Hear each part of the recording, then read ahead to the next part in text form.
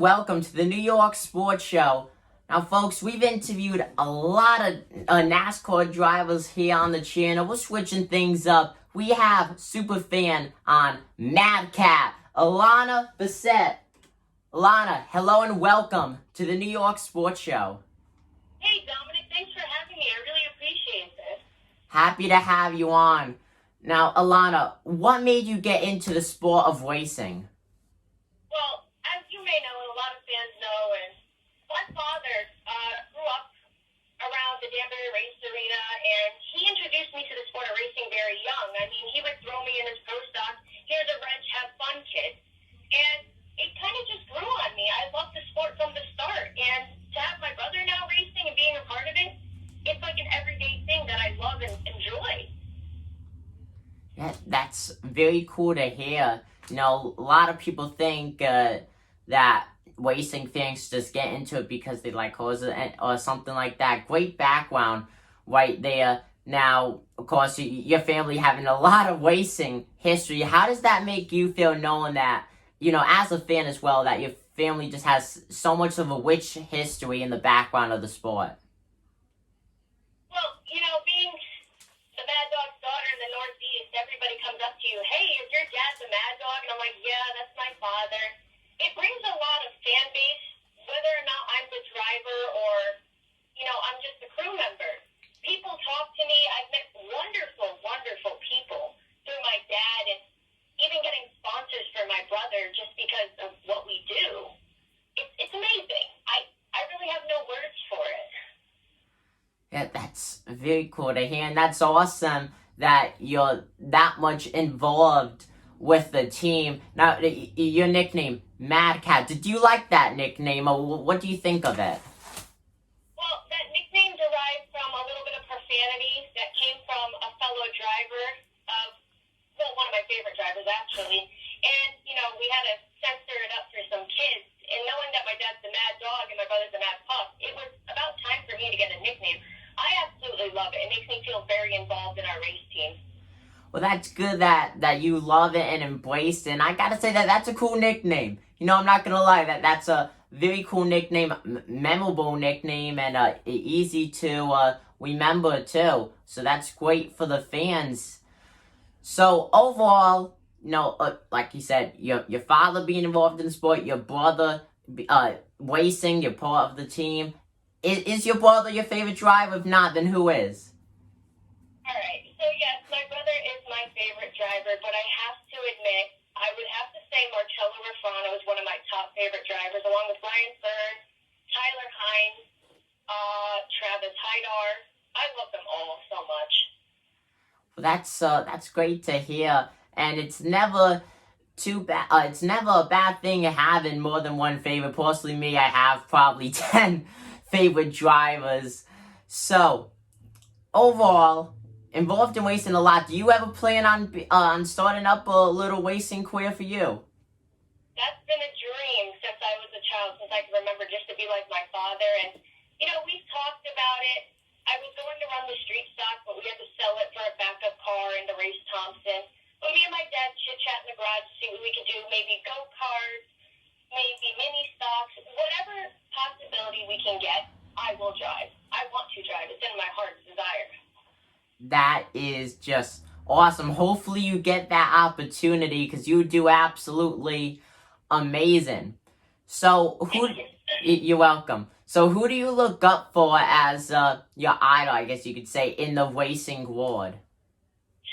My idol? Ooh, wow. My father, definitely. Just like what my brother would said, my father introduced me to the sport, and he's one of the people that just keeps me going. You know, if I'm having a bad day at the track, he's like, listen, we're here. We got to do this. You know, we don't have to win, but we have to finish. But like my brother would say, Ted Christopher is one of everybody's favorite idols. I looked up to that man as much as my brother did, and, you know, I missed him a lot. But we have to move on, and we can always remember him as the late and great Teddy Christopher. Yeah, Ted Christopher, definitely a Stafford great, but really, I guess you could say the Dale Earnhardt, a Stafford Motor Speedway. What a horrible ending of a racing career he had. Well, rest in peace to him. Mm-hmm. So, overall, you've been in the racing world a long time. Do you think if it wasn't for your dad, would you still be a racing fan? Oh, absolutely. I love anything that drives fast, goes fast. Even if my father wasn't a race car driver, he introduced me to ATVs and dirt bikes. I have the need for speed. It's in the blood. When you catch the bug, you catch the bug. And it's amazing. I think I would overall be a NASCAR fan, regardless. Now, did you like just racing in general, or because I know a lot of people who are involved in local short track racing, they just like local short track racing, like the modifieds and the street stocks. Do you just stay in that category, or do you watch cup races too? I watch a couple cup races. I'm not really a big fan of it. I used to like watching all the 70s and 80s NASCAR races, especially the 90s that I grew up with. But I'm more of a fan of short track racing. There's more life to it. You see more of the drivers. And drivers interact with their fans more in the short track racing community, and that's what I love.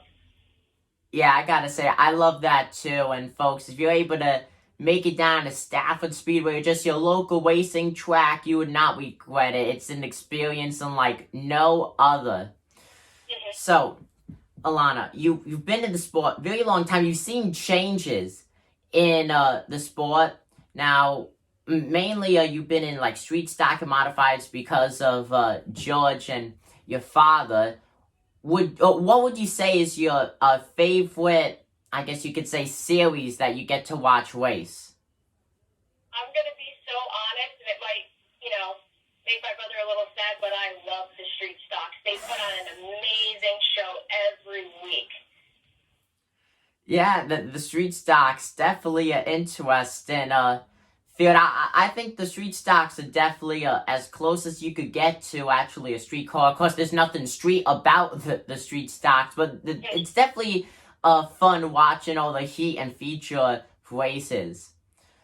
So, do you plan on being in racing your entire life, helping out the team, or even starting out by that we just talked about, racing career of your own?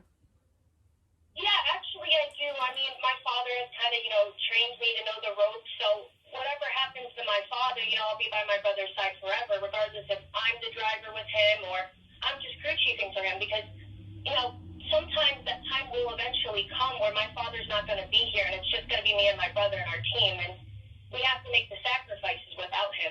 And I will miss them a lot, but he taught me a lot. So I think I know what I could do, and I'll be in the sport forever, to the day I die. That is a true diehard fan right there, folks. No doubt about that. That was very cool to hear, knowing that you will always be by his side. So, is Stafford Speedway your favorite track to go to and watch racing, or do you have other favorite track?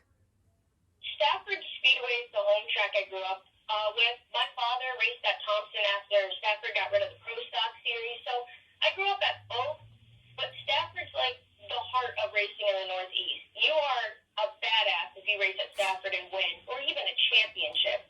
That facility is so beautiful. What their roots do for it is amazing. Their social media, the promotions, the interviewing of all the fans and the drivers. I love it. It's my favorite track ever.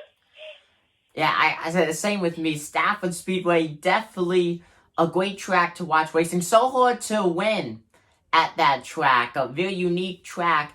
And what they do, like you said, with the social media, very cool. You don't really see local tracks just that much into it with the fans. So I truly love that aspect that they do. So kind of like a follow-up to that question, Stafford Speedway undergoing changes, Stafford Speedway TV. Now, what do you think about that and them going independent? Well, like my brother said to you and to Race Day, Connecticut, it sucks because there's no national points anymore. It was fun going down to North Carolina and hanging out with all different people like Noah Gragson, Haley Deegan.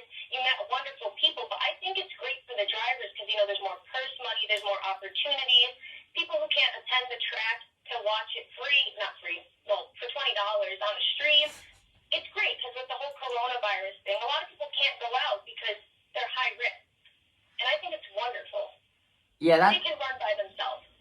Yeah, that's absolutely great that Stafford Speedway decided to do that. You know, I would not say that they're taking advantage of a pandemic or anything, because of course Stafford Speedway is here. Stafford Speedway TV is here to stay, and I truly love that. And even when the whole pandemic goes away, if you're not able to make it to the track one night to see a race, you always have Stafford Speedway TV. So definitely a great idea. Whoever came up with that is just absolutely brilliant. So, another question: the colors of George's cars. What do you think about them? A lot of people like them. A lot of people say the car stands out. Do you think it stands out? Absolutely. On that racetrack, when you have an orange car, you could spot that car in the field immediately. Those colors came from my dad. My dad originally raced a yellow and blue car, almost like Dale Earnhardt's car. And just one day, he changed it to orange, and it stopped. And it's one of my favorite colors. And looking at that car in a photo, it just changes everything. With the sunset over the orange, it's all different colors of orange. It's beautiful. You could spot that thing from a mile away, and you know that's George's car. You know what? You're 100% correct with that. When I had George on, and now, folks, that interview will be linked down below in the description. When I had George on, I said the exact same thing. You know, his car sticks out. I love it. One of the most iconic paint schemes and most standout paint schemes on the grid. Overall, we've seen a lot of racing at Stafford Speedway over the past few years. And you've been through a lot of it too, being in racing your whole life. Is there really a year that pops out to you as being the most memorable? Definitely our championship season. We had a lot of friends. We had a lot of people behind us. We didn't even know we were going to win the championship till halfway. My brother won the first ever 30-lapper at Stafford. But I can't really beat that with his first win, because it was a week after Teddy Christopher passed, and Teddy always told George, "Hey kid, when are you going to win?" He goes, I'll try. Well, I want to be out there with you. And that time never came, but I feel like that win was the most memorable moment of our whole career. My brother was in tears. Everybody was in tears to watch that kid win, because we all knew how close he was to Ted. Ted's like his friend, his hero. But you just can't beat that first win. I love the championship season, but I will always remember that first one where I met like Marcello Rafano, I met Jake Higginson, I met a lot of people in that victory lane photo. Yeah, definitely a very memorable race, a very emotional race as well, but at the end of the day, you know, it brought a great memory for you and the team in general.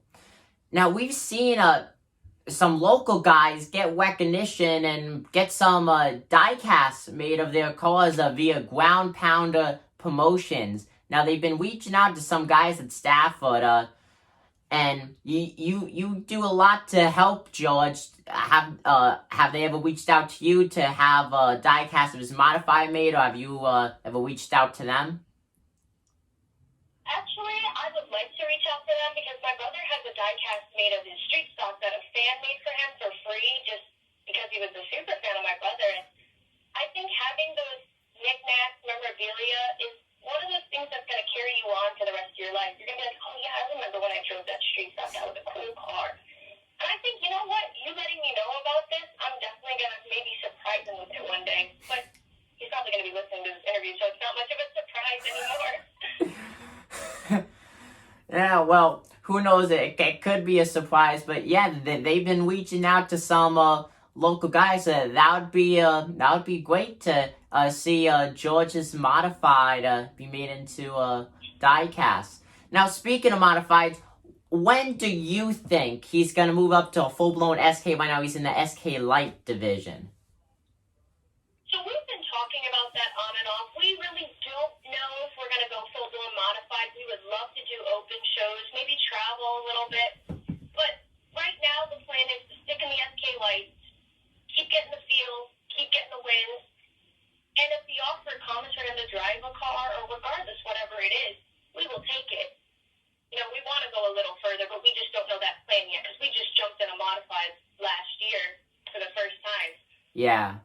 Yeah, and I gotta say, George, he did an absolutely amazing job. I can't imagine how you must feel, because you're right into, you play a big part in his career. So, in a way, like a big shout out to you, because you're able to do a lot for him, and I think that's really cool. Sorry, Dominic, you cut out for a second. Oh, no, that's fine.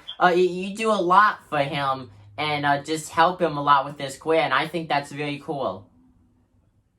Yeah, he's my little brother, and whatever I can do for him, I'll do it. Like, if I need to get him sponsors, I need to put him out there, I'll do it, because, he's the driver. He's working on the car with us, and he doesn't have time to update his social media, so I just market him out there and, gain the fans' attention, what they want to see, what merch you want, what kind of stickers you want for your car. Whatever they want, I will give. That is very cool. Now, Alana, is there anything else that you'd like to say to the people watching this video? Let me think about that. That's an interesting question. Just keep being the cool race fan you are. Don't be ever afraid to come up to your favorite driver and talk to them, whether they're in tech or, after the race when they let everyone in the pits. We want to hear from you. We want photos of you. We want to put you out there as a super fan. We love hearing from the fans, and don't be ever afraid to come up to your favorite driver. They want to hear from you as much as you want to talk to them. That very good warning right there, folks. Never be afraid. You heard it here. Now, Alana, thank you so much for joining us on and talking some racing.